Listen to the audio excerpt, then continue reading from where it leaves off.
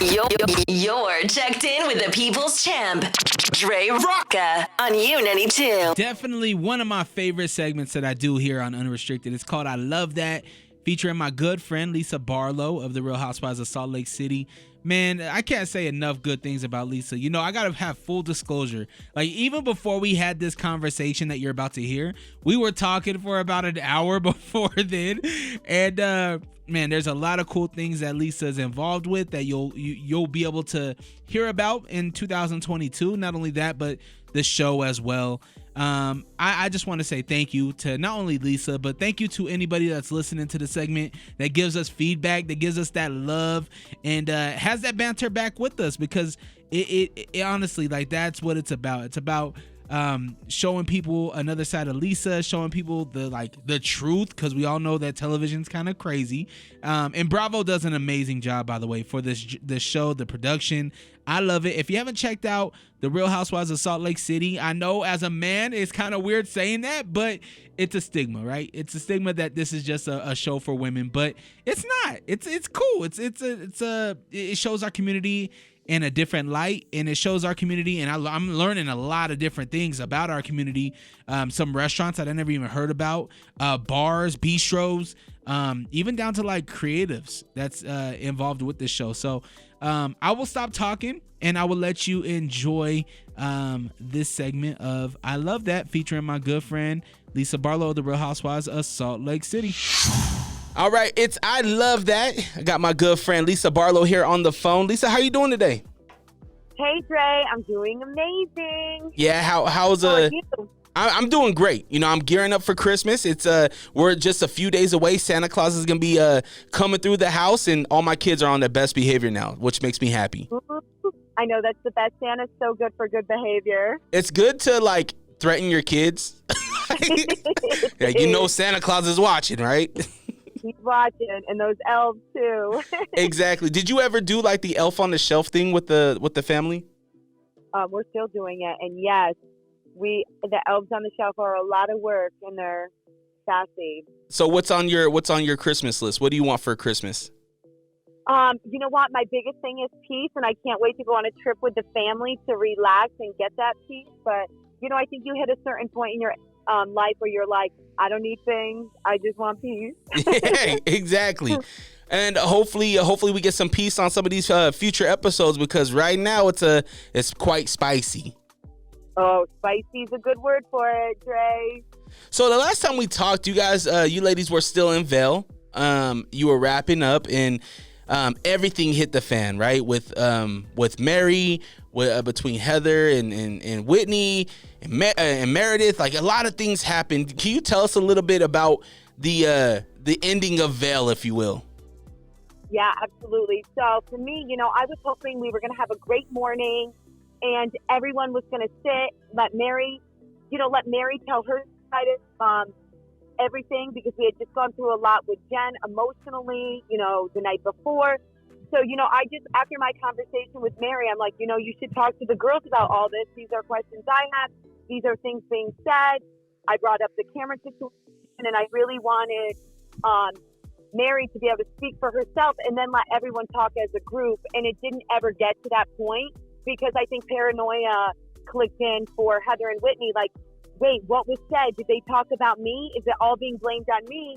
And instead of just listening, which I think we all wanted them to do, you know, they started projecting again and got up and left. And, you know, you heard me on Watch What Happens Live. I'm like, Heather's thinking she's dropping a bomb. I bet Lisa didn't tell you about her friend Cameron. Yes, we did talk about that. And Mary knew about that. And Mary confirmed that in the moment. That's and so I think, weird. It's so weird. And I think the biggest thing is Cameron really has nothing to do with this. This is all of us talking to Mary Cosby. This has nothing to do with anyone extraneous from this friend group, and we need to keep it that way. Yeah, and I feel like that's a huge part in the Vail episodes, right? Even before Vail, you know, when Cameron was introduced, and it just feels weird talking about Cameron when he's not here, God rest his soul, you know, but I feel like the whole storyline with him and Mary is a big part of what's going on this season. Yeah. You know, Cameron had religious trauma, like I stated, and he was on a path to spiritual healing and helping others have the same healing. And, you know, I talked to my friend Cameron because I wanted his perspective from his voice and right from him. I don't like to speak for others, and I wanted Cameron to be able to speak for himself. And I really didn't want to talk about it in bail with any of these girls. And, you know, I felt a lot of pressure, like it wouldn't stop. And then that's why I finally got up and was like, I'm done. And fortunately, Mary was up and awake and her door was open. So I went in and I'm like, let's just get to the bottom of this and like figure this out. I like resolve. I mean, I'm a businesswoman. I'm used to having resolve and working things out. And that was my goal that night. And I was really excited for the morning. You know, I'm like, we've got toasters. Let's come in the other room and, you know, dine in here and, you know, let Mary speak for herself. And then we can all draw our own conclusions from that. And it didn't get to happen, unfortunately. One question that I was thinking about when Vel was going on, when you ladies were having breakfast, Whitney made you some eggs. Did you eat the eggs? I did not eat the eggs, and I think I ended up having like some fruit and Kit Kats. Fruit and Kit Kats, that's the diet, huh? Yep, that's the diet. So you ladies end up Whitney and Heather end up taking a commercial, right? They didn't want to fly with you ladies because of everything that went down, right? They were over it. Yeah. The rest of you took the PJ home. When you get home, now's when we see Jen. We see Jen because she didn't make it to Vail, obviously. What was your? Because at the moment you weren't really the first one to be like, hey, I need to go talk to Jen. It was, hey, I'm hurt. I'm confused. There's a lot of emotions going on. I need to process this. And you waited to talk to Jen, but you finally did go out to lunch with her. How did that go? Like, what was your thoughts on that? Like, how did that whole situation come about? You know, I wanted to be authentic to Jen and be her.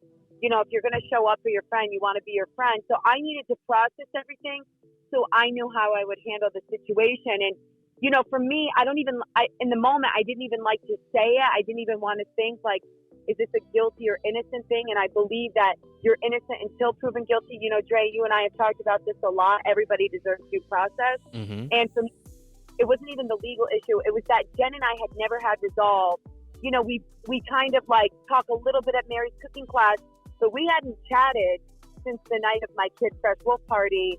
And we didn't even talk then. It was all through text. Jen started sending me texts, but we really hadn't had a conversation since my kid's photo shoot, which was before my, you know, even my kid's party or Mary's cooking class. I hadn't heard from Jen. And then with everything that was laid out on the table in bail, and it wasn't about the legal stuff. It was about things that had happened and like, you know, like I just needed to process everything I had heard in bail so I could be in a position where I could talk to Jen and be real and not be a fake friend and not glaze over things. Yeah, I felt for Jen. You know, this is a moment where a lot of people don't realize that you ladies are human, right? They think that this is some gimmick, like this is reality. Like you guys, we're seeing what you ladies are going through, especially Jen right now, and to see Coach Shaw really comfort his not only his wife but his family, and we see that, we see Jen, we humanize Jen in these episodes, because nobody knows what she's going through, right? Nobody knows that feeling, but I think that seeing that piece, seeing the lunch that she had with Heather, the lunch that she had with you, the talk that she had with Coach Shaw, I feel like it's really humanizing her during that moment. What do you feel is the kind of the, I guess I don't want to say the motive, but what do you feel Jen is getting out of this season? Do you feel like she's getting growth? What do you think she's getting? Oh, that's a great question.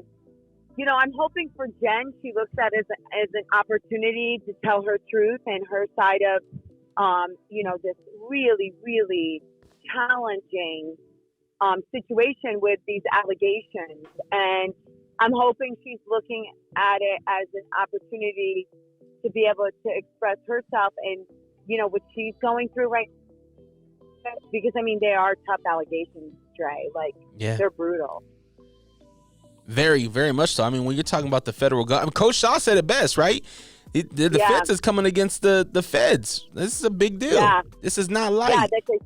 yeah, you hear me at, Jenny's Peace Garden luncheon when Mary's just interrogating Jen.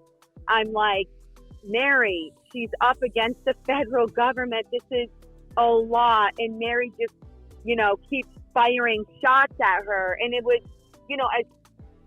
as a human, it was just hard to sit there at Jenny's Peace Garden luncheon, which was not so peaceful. And just like, just Jen wasn't even really saying any much. I think she was like, I don't even know. I wouldn't even want to speak for Jen, but she wasn't even saying that. So I felt like, this is a conversation with this group of ladies. I need to chime in and be like, Mary, this is major. Cause I'm like, I don't know if she's getting just, it was so rough. So Dre, it was only the week before. It's not like it was a month later. It's the week after. Yeah. So quick. You did mention the Peace Gardens, which is a luncheon that Jenny put together. Thank you so much for coming to Jordan Park, by the way. That's my neighborhood. Park. Beautiful. I love it. You guys actually had pho. How was the pho? You know what? I think I say it wrong. I always love calling it pho, phonetically spelling it out. But I know it's pho. I'm like, it's pho. It's pho. And Jenny's like, it is pho. She's like, your favorite word is the F word. It's just the first two syllables of it. To me, it's so funny to call it pho. I don't know why, because it's like pho. Everything's pho. This is a fun story, Dre. When my girlfriend is a cardiologist in Genius Mart in New Jersey, both of her parents are doctors. Her dad's one of the top cardiologists in the country, and her mom's a radiologist. Her mom bought this fur coat for this, for one of their cousin's kids, and it was toddler size, and it said FAUX in the coat, and she kept saying, it's Fox, and Nitty, my friend, is like, Mom, it's Bo, and Bo first. So to me, that was going through my head the whole time. I'm like, you've got these genius women, and we're all ridiculous the way we're pronouncing things, because it was she's calling the coat Fox. Yeah. Fake. Yeah, it was hilarious. And then I felt like I was doing that with Jenny's luncheon, and she kept saying, it's pho, and I'm like, I don't know, or pho, the F-U, And I'm like, and that's my favorite word, when I'm not around my kids. So I'm like, oh my gosh, I got to stop saying pho. But there's a cute little pun there. Yeah. The whole setup looked gorgeous. But there was a lot going on, right? This is the first time that since Vail that Mary is interacting with Heather and Jen's interacting with the whole group, and there was a lot of emotion going on, and we seen you get emotional with Meredith, right? A friend that absolutely. Your guys' relationship is kind of on the rocks. This season this is a season where we see Meredith and Lisa not be, I guess, on the best terms is what we're seeing, right? But yeah, I think that when you have a long-term friendship, you have a lot of layers to it. And with that being said, Meredith and I are both Sagittariuses, which make us both extremely direct in different ways. And I think in that situation, that was rough. That was a rough one for me, Dre. Yeah. Rough.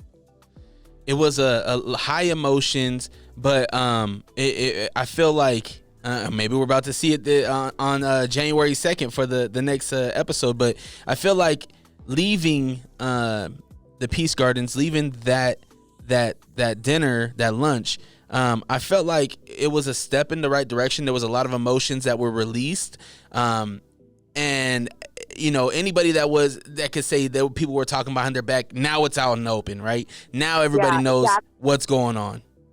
Yeah, I feel more comfortable in situations where I'm talking directly to the person. I feel very uncomfortable talking behind people's back. I'd rather just go right to the source and and just say it. So that a lot of stuff was discussed that day.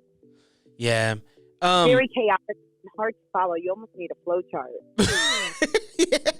Yeah, I'm about to have to go back and watch it back. But we got we're not going to get an episode this week, but we are going to get another episode, episode 15, season 2 of The Real Housewives of Salt Lake City on January 2nd, which is a couple Sundays away. What should we expect in this episode? I think there's going to be some fun stuff. The favorite thing for me when filming is family scenes. So you're going to get to see Jack. I'm pretty sure this next episode, Jack going to prom and what that means for the Barlow family, getting Jack ready for prom. And then, just another group event where we're all together and, it's like Peace Gardens extended pretty much. Wow. What does that mean to you? Like your oldest son is heading to prom. Like, how does that make you feel? I was crying. I was literally crying. Jay, it goes so fast. Like, I look at pictures of, like, literally, it sounds so cheesy, but like almost every night before I go to bed, I just scroll through an album on my phone with my kids as babies, and I'm like, it's so crazy how fast it goes by. I'm so proud of Jack. Like, he's such a good kid, and but I mean, it's changed because he's growing up, and we have 7 years between our boys, and Jack's a junior and going to be a senior next year. And it's crazy because I'm like, pretty soon we're just gonna have one kid at home, and I love being a mom, so it's kind of bittersweet because you love watching him grow up, but I want my babies home. Yeah. And Jack leaving, he's going to Duke or Miami, so I'm like, I know he's gonna be gone. So he is gonna he wants to do the college thing. Yeah, he wants to do the college thing. I mean, he's lucky he has a business already and has the ability to just go right into the workforce as he already is. But, for John and me, I think, we both went to college. I went to too many. And and I think I think that for Jack, it's like a great place for him to network and make new relationships and actually experience life as an adult on his own. And, that's a good place to start. And we're hoping he does some kind of service mission too. You're in a sorority, aren't you? I feel like I am on this show. But no, I didn't ever become part of a sorority. Like, I've always beat my own drum, Dre, and I just like do my own thing. So I think that I enjoyed going to frat parties and sorority parties, but never pledged. I always wanted to, but I always. Same. Yeah, I thought it's like kind of cool, like to be a part of this thing, Yeah, I think it creates, as an adult looking back, it definitely creates a different level of affinity with your friend groups, and like I think it brings you close together because like my cousins have all done it. I've got so many relatives that have been a part of the sorority fraternity thing, and it definitely creates a whole new network and this like very loyal friendship. Yeah, I did notice that you are a part of. I guess, you've always kind of been a part of the elite, right? But now you're a part of the Housewives North Pole elite because you did a movie. Yeah, that was so fun. I loved that experience. I felt grateful to NBC and Peacock for including me, and that was a lot of fun. Like, honestly, the girls were so amazing, and the movie is so cute. I love it. Well, I did look, and it looks like it is on Peacock right now. The Housewives of the North Pole. It's available right now on Peacock Premium. I actually got Peacock on my TV, so I think we're gonna go watch that this weekend for sure, alongside Die Hard. What are some of your favorite Christmas movies? Oh my gosh, I love The Sound of Music and any of the holiday rom-coms. Like, I love Love Actually, and I love the music in them. I love, like, just the romantic stories and finding love for Christmas and just, like, everything about it. And I love, like, the old staples, like, all the, like, vintage Frosties and Frosty the Snowman movies. I love all the, like, where they're claymation style. Mm-hmm. But I would definitely have to say Love Actually is probably one of my favorites. It's, like, sad and happy and change, and I think it's indicative of a lot of the feelings people have during the holiday season, but so awesome. Yeah, I absolutely love this time of year, and I think that this time of year really, it opens up our heart, right? It's our time of giving. The music, the lights, everything about it says, I want to help somebody or something. Are you guys doing anything with I know you work really close with the Utah foster care. You guys have anything going on? Yeah, so we just did an event with Utah foster care over a week ago, and that was so fun to be able to donate to them and to be a part of one of their fundraising events because the foster care system is so underfunded. Foster parents don't make money off of hosting these kids. It's literally $15 a day per kid, and it's like literally nothing. And they rely on donations to be able to survive. because there's not enough government funding going into these different groups that are helping place foster youth and children. And so we feel really grateful that we were able to do that. We're always, it's a special time of year, and it's a time of year where you want to make other people's dreams come true. So we felt really grateful that we got to participate with Utah Foster Care in their Christmas initiative. Yeah, I feel the same way because right now we're doing our media-thon with the Road Home, who does a really cool thing in our community where they help people get shelter, right? Not only that, they help feed families. They actually, last night, they sheltered over 7,000 people and over 80 different families here in our own community, and it takes donations, right? So if anybody out there wants to donate, they can call 801-819-7300. Lisa, I'll send you the link. If you could just throw it on your socials, that'd be helpful. I will, and we're going to make a donation too, and I passionate about what you're doing, and you've done an amazing job raising a good amount of money to help house these people during these awful cold winter months. Yeah, it's freezing out there. We did a remote over at Valley Fair a couple weeks ago, and we collected 655 pounds of food for the Utah Food Bank as well. And as I'm out there, right, I'm not doing anything, right? What I do is so minimal, and I'm out there and I'm freezing. I'm bundled up. I got my thermals, I got my coat, everything, doubled up socks, everything.